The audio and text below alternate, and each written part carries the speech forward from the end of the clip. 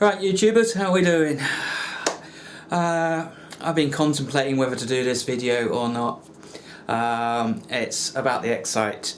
For those you may have seen, we've got the X Sight here on my caliber cricket, and this is the X Sight II HD. Now this is the 3 to 14, but what I'm going to say is going to apply to the 5 to 20 as well. So you may have seen the videos that I've put up, so I'll put these probably up in this corner here, and it's a long in-depth video that I've done with my findings on the ATN site. Now, as you know, I do not get sponsored for this channel whatsoever. Nobody gives me anything. I don't need to bow down, and I don't need to lick butt to get bits of kit sent to me. I buy it myself, or I borrow it from you guys. So what I say is what I find, and all you got to do is look at the comments in the 6 videos, and you will see that a lot of people are appreciating what I'm doing and what I'm saying, or so it seems. And that seems to be across the board with a lot of my videos. So I wasn't sure whether or not I was going to do this video or not, but I'm going to. And the reason is that I started posting on a particular Facebook forum and giving a lot of advice out, and admittedly I was posting a lot of my videos, and sometimes people are asking questions. I just post a link to my video saying all the information you want's in here. But suddenly my videos started getting deleted and I started getting into arguments. And the major 2 things that they were arguing with is because I was daring to say that there are problems with the X Sight II. To such an extent, I even had the CEO, I believe, of ATN actually coming on. Now, he didn't have a go at me, he just pointed out a few facts, which was fine, but everybody else seemed to jump onto that as well. So much to the point now that basically I don't post on that forum at all, which is a shame because of a lot of people are private messaging me and asking me for my opinions and my advice and to expand a little bit more. So the 2 major things that I found with this is, number 1 is its HD quality, and number 2, how slow the actual unit is. Now, before we go any further, I am going to put it straight out there right now. This X Sight II is awesome. I love it. I think it is an amazing piece of technology. For what it actually does, it is great. But it is breaking ground technology. It's everything in this one unit. It's got zoom capabilities, record, HD quality recording, it's got picture taking, it's got Ballistics Calculator in here, it's a night sight as well, all in one unit. Okay, it costs £700 to £900 depending which one you're buying, but I'm telling you now, you will not find anything out there for that price range that is as good as that. And I'll just put that straight out there. Now in a few years time things may change a little bit, but I want to put that straight out there. I love this sight, but it does have its flaws, and like I said, the major flaws are its HD quality and how fast the unit is. So let's hit the first one. It's HD quality. To be HD, we all know it's got to be 1920 by 1080 to give you HD.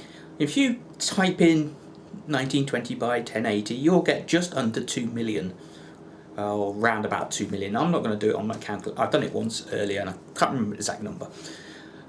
So if you've got 2 million pixels on your screen, so you take a look at me now, and if you zoom right into that and have a look, you'll see 2 million pixels, because this has been recorded in 1080p. Now, the actual X Sight II has zoom capabilities of 3, in this case 3 to 14. Its sensor inside it is 2.1 megapixels, so it actually has just over 2 million pixels to do its processing and to show you the picture. At 3 times zoom, which is its default, it is HD quality, and the viewfinder in it is HD quality as well. But from 3 to 14, it is digital zoom. Now, this camera here I'm recording on works exactly the same, but it's using different CCD, the actual capture device that actually captures the image. So when I take this and now all I'm going to do is I'm going to zoom in. If you can zoom in, you see how quick that is. Now I've actually got autofocus on this, and there's a little square box that's tracking my face and autofocusing me, and look how nice and smooth that is. Now this camera is 6 years old and it is cheap. It's a cheap nasty Panasonic. And when I zoom in, the quality of that picture isn't too bad. Look at my ugly mush. Right. The problem with this, with the CCD inside the X Sight II, is that it is a 2.1 megapixel sensor. And that's it. That gives you problems when you start to digital zoom. So we all know what it's like if you take a look at a newspaper and you look at a picture in the newspaper and it's not too bad. And then as you get really, really close, you start seeing the pixels, and that's called pixelization, the little dots that make up the picture. Well, that's exactly what's happening inside the X Sight II. Is that when you're looking at it 3 times, you're looking at it at full HD. And when you zoom the unit in, you'll zoom in all the way up, and around about 9, you'll start to notice squares all over the place and fuzziness and a really bad picture. What I'll do is I'll edit into the link into this video the 2 pictures that I took in the HD quality section of the review, and I'll stick them probably, let's get my face back central, I'll stick them side by side here. And you'll see that using the camera that I'm recording on, zoomed into the same size compared to the X Sight II, zoomed in to the same size, and you'll see the massive difference in the image quality. And that is because the size of the sensor inside this particular unit is only 2.1 megapixels, which causes massive problems when you try to zoom right in. So yes, it is HD.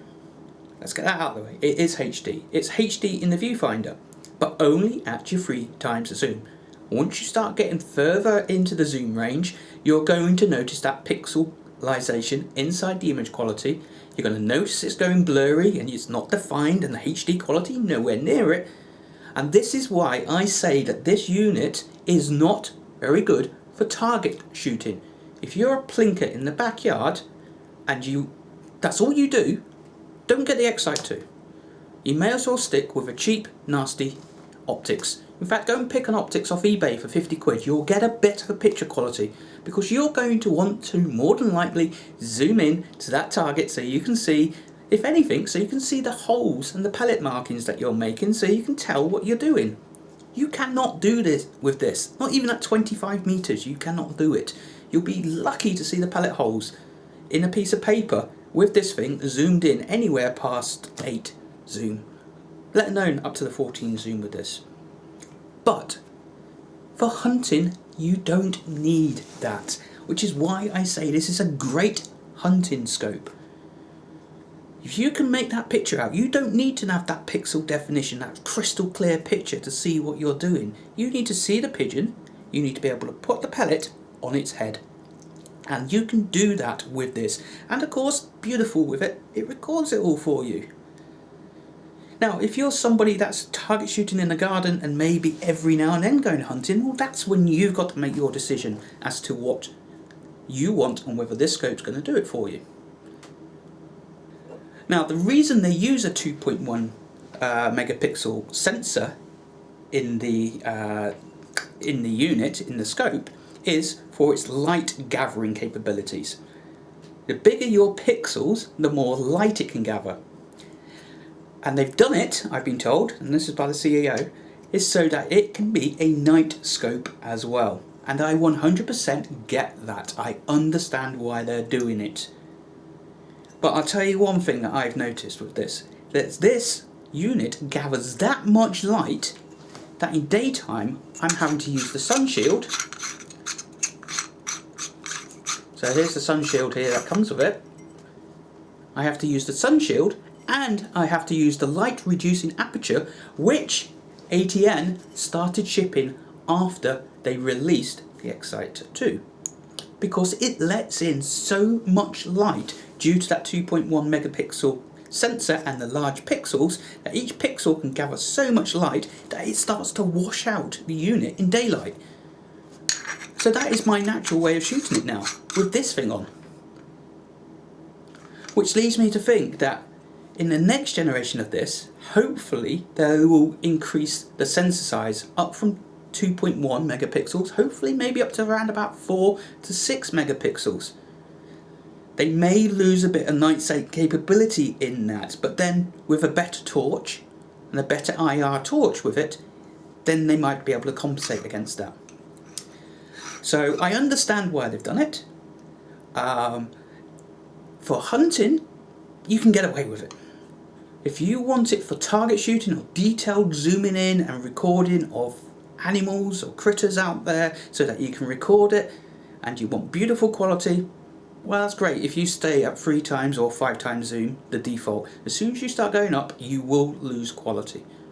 In fact, if you want to know what to do it, just take a picture yourself, get a 1080p picture, so it's 1920 by 1080, put it onto your HD screen in that resolution and look at it. And then using Paint or Picture Viewer, zoom in. And you'll see what I'm talking about. You'll start to see the pixelization happening. And that's exactly what happens here. Okay, so the other problem is the zoom in and the speed of the unit itself. You may have seen me say in the video quite a few times that it's slow. Now, what I'm going to do is I'm going to put, probably up here, is I'm going to put an image of what you actually see through the viewfinder, and I will circle in blue the live parts of that screen. So what you'll see is you'll see the elevation and cant, and then you'll see the compass up there as well, and they are changing in real time.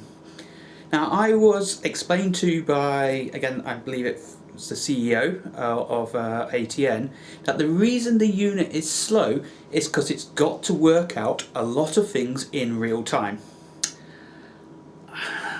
I'm not really sure if I can buy that. Being a programmer myself for many years, working in the computer industry, yes, it's going to do a lot of stuff, but I can't see why. To change the cant and the elevation, go on, all it's doing is just displaying information in real time. Your wristwatch can do that, these digital wristwatches, as we've been doing that since the early 90s. The compass up there, well, it's either they've got a major problem updating these 3 little widgets, or the coding is not very efficient. I don't know, but I don't buy it's those that are causing it. The Ballistics Calculator. Okay, the Ballistic Calculator has to take into effect the elevation and the cant, and then put the crosshairs where it needs to be. Now, I don't know whether or not you know physics or anything, but to work out the trajectory of a bullet and wind resistance and gravity and the velocity, the equation's about this long. Okay, it's a complicated equation, but it's something that you can tap into a computer, and since the 1980s will give you a response within a millisecond to do that. And it's not changing constantly all the time. For example, if I'm lying down, the elevation is roughly the same, give or take a couple of degrees. Okay, it may need to calculate that all the time, but certainly not enough that when I let my finger off the zoom button, 10 seconds later, it's still zooming. I don't buy that. What I do buy is that the technology to record the video onto the SD card is slow, very slow. And I think that's where it struggles, because of when you're not recording, the zoom and the display update isn't that bad. It's still slow, but it's not fluid. It's not as fluid as this, for example. And this has got widgets on the screen, it's got all sorts on the screen, it's got focus squares and everything, and it's following me around, and there's all sorts of bits and pieces happening on the screen which I'm looking at as I'm recording it. And this is not having a problem, and this is recording at 1080p, absolutely no problems at all. So I think basically that they do have a problem that when you're recording, it's a transfer speed of the data onto the SD card. And now, yes, I am using a class 10 SD card in mine, and I'm not the only one that's noticed this. Lots of people have noticed it. So it's not a showstopper, but it is a right royal pain in the backside that when you want to zoom in, it's so unresponsive. You press the buttons and you're like this, trying to get the zoom level that you want, and you let your finger off and it's still zooming. And no matter what people say, that's what it does. Hopefully in the next version they will fix it. So that's the two major points I was getting at with the video. Is number one is the HD quality, and number two is the speed of the unit. There are some other things about the focus knob being a bit tight and that, but you live with it. But at the end of the day, if you're going to splash out 700 quid, 800, 900 if you get the bigger one, do you want to know that? Or do you want to know that when you've got it home and then you start to use it and notice it and it's not what you wanted? So, like I said, I love this scope. This scope is awesome. It is great, but it's early technology. I'm sure, and I'm just waiting for the ATN X Sight III to come out, the next version, where hopefully they address some of these fairly simple problems. And the reason hopefully I can talk about that is because I'm a computer programmer. It's my job. That's what I do. I've been programming for years and I've been messing around with all sorts of technologies, from mobile phones all the way up to servers to run large banks that everybody uses. And it's just some of the simple things that I've noticed with it. So like I said, I didn't really know whether or not to record this video. I am probably going to get massive amounts of hate on it down below. I'm obviously not going to put this into the Facebook group because of every time I post anything there they delete it because I'm telling facts which they don't like. The reason probably is because they've splashed out 800 quid and most people don't like to be told something's wrong with something that they spent 800 quid on. I can understand it, and anyway, it's their groups, their Facebook groups, up to them how they run it. But if you like this video, or you want to comment about it, or you wanted to tell me, Steve, you've got that totally wrong, leave me all of the good and the bad stuff down below as usual. We'll have a little chat about it as long as it doesn't get too heated or anything like that and we keep it civil. I'm learning about the scope. I may have got a few of the facts slightly wrong. You know, the 2.1, I'm pretty sure it's a 2.1 megapixel camera in here as I was told, but I'm pretty sure on what I'm saying on this. So anyway, like I said, thank you very much. Please like, share this around, post it in your groups and that lot, because people need to know the bad things as well as the good things about this scope. And I'll catch you later. Thank you very much. Bye bye.